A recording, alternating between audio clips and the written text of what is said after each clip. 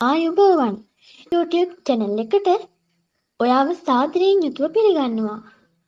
සුපුරුදු විදියටම අදත් අපි ඔයාලා වෙනුවෙන් අරගෙන ආවේ අද කාලයට හොඳින් ගැලපෙන සංරක්ෂයාවක් ගැන වීඩියෝ එකක්. ඔයා තාමත් අපේ channel එක subscribe කරලා නැත්නම් පල්ලෙහා තියෙන රතු පාට subscribe button එක click කරලා අපිව subscribe කරන්නත් අමතක කරන්න එපා. එහෙනම් අපි යමු වීඩියෝ එකට.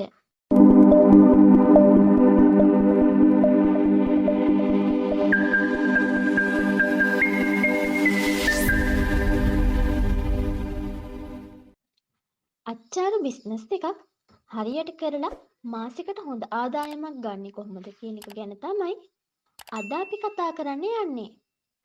මේ බිස්නස් එක පටන් ගන්න යන වියදම ගැන කතා කළොත් ඔයා හිතන්නේවත් නැති බොහොම සුළු ආයෝජනයක් තමයි මේකට අවශ්‍ය වෙන්නේ.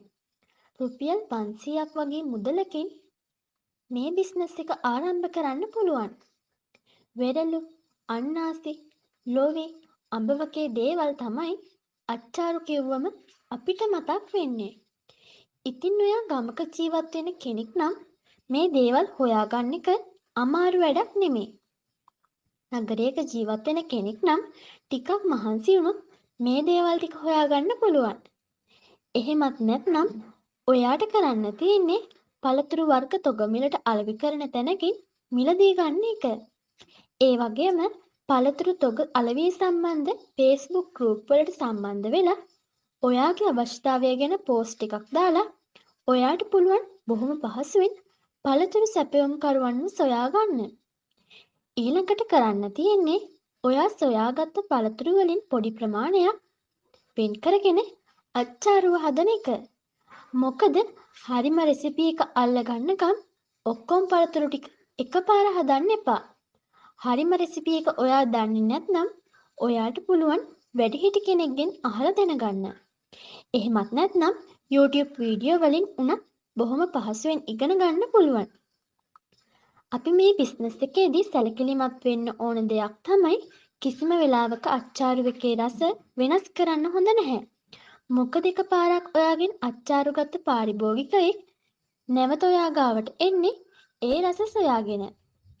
ඉතින් ඒක නිසා රස වෙනස් නොකර දිගටම එකම එක රසයක් තියාගන්න අපේ වගකීමක් තමයි ඒක. ඒ වගේම කිසිම රසකාරක වර්ගයක් යොදා නොගන්න වග බලා ගන්න ඕන. ඊළඟට අපි කතා කරමු පාරිභෝගිකයන්ට අච්චාරු පිළිගන්වන්නේ කොහොමද කියන එක ගැන. ඔයාට පුළුවන් විනිවිද පෙනෙන ප්ලාස්ටික් කප් වලට දාලා පාරිභෝගිකයන්ට පිළිගන්වන්න. ඒකට ඔයාට මුදලක් වැය වෙන නිසා ආරම්භක පියවර විදියට කැන්ද කොළ වලින් ගොටු හදලා අච්චාරු ඒකට දාලා දෙන්න පුළුවන්. ඊට පස්සේ බිස්නස් එක ටික ටික දියුණු වෙද්දී ඔයාට පුළුවන් ප්ලාස්ටික් කප් වලට යන්න. ප්ලාස්ටික් කප් සොයාගන්න අපහසු නම් පල්ලෙහායින් කමෙන්ට් එකක් දාන්න. අපි ඔයාට ඒවා මිලදී ගන්න පුළුවන් තැන්වල දුරකථන අංක දෙන්නම්.